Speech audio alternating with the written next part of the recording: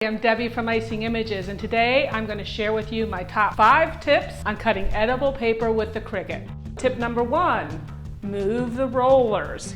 When you receive your Cricut with the Food Safe bundle, it's going to have rollers positioned just like this. So once you open your box and you lay it out, this is exactly how it's going to look. You need to move your rollers to the side. These are already over to the side, and these we have to move. So I'm just going to slide this over. It does take a little bit of force, but not too much. And that way these rollers don't get in the way of your cutting. Tip number 2, make sure you have the right mat with the right type of edible paper. You'll see we have 3 different types of edible paper here. We have a wafer paper. There's no backing on this wafer paper. You have an icing sheet, whether it's printed or not, there is a backing. You see this piece right here, that's the backing. And the Flexfrost edible fabric, there is a backing on this one as well. So we have 2 different types of mats. We have one that is a traditional sticky mat, and this part is tacky here. You can only use this mat because it's not food safe when your edible paper has a backing. You need to have a food safe barrier between the mat and the edible substrate. Now, when it comes to wafer paper, there is no backing. So what we use is our food safe mat from Icing Images. And we take a little Crisco, we spread it on the mat, and we place the paper on the mat.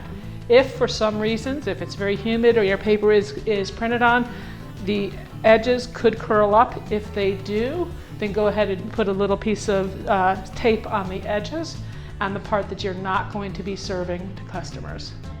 Tip number 3. We get a lot of questions on when you're doing a print and cut, whether or not this tab should be the first thing to go in or the last. Icing Images always likes to use this tab first because it makes it easier to feed into the printer.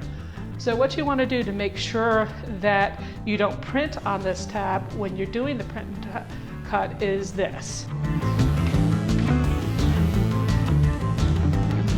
We have several different logos that we want to use for the print and cut. I'm going to go ahead and click on Make It, and it's going to sort everything. Now, if you look at the top of the page, I would worry about if I'm putting the tab in, that's going to print on the tab. So in order to move that box down, I'm going to click on the image and drag it down, and I'm going to click on the other one, and I'm going to arrange these within that. So I know that there's plenty of space at the top right now.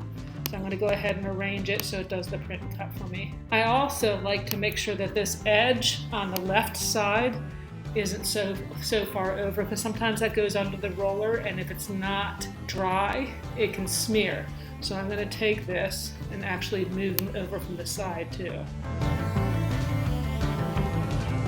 Now when I go to print and cut this, the box that identifies where the images are within it is outside of the tab, as well as the left margin rollers. So now it's ready to go ahead and print and cut. And tip number 4, always make sure your settings are right. So at Icing Images, when you order our food safe mat that comes with the machine, or you can also order it separately, there is a cheat sheet on this mat, and that tells you the premium icing sheet settings, Flexfrost, wafer paper, as well as the stencils and the vinyl. So always make sure before you print that you have selected the correct settings on the dial. If you don't, you can cut too deep into your mat or too lightly and it doesn't cut all the way through.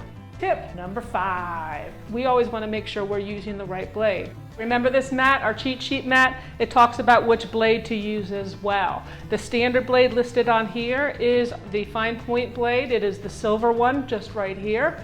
And if you look at this, you can see the tip. You want to make sure that's clean. When you do clean it, please avoid pressing down on it as it will cut you. So that is your fine point blade. It's used for all the edible paper, and the settings are on that mat.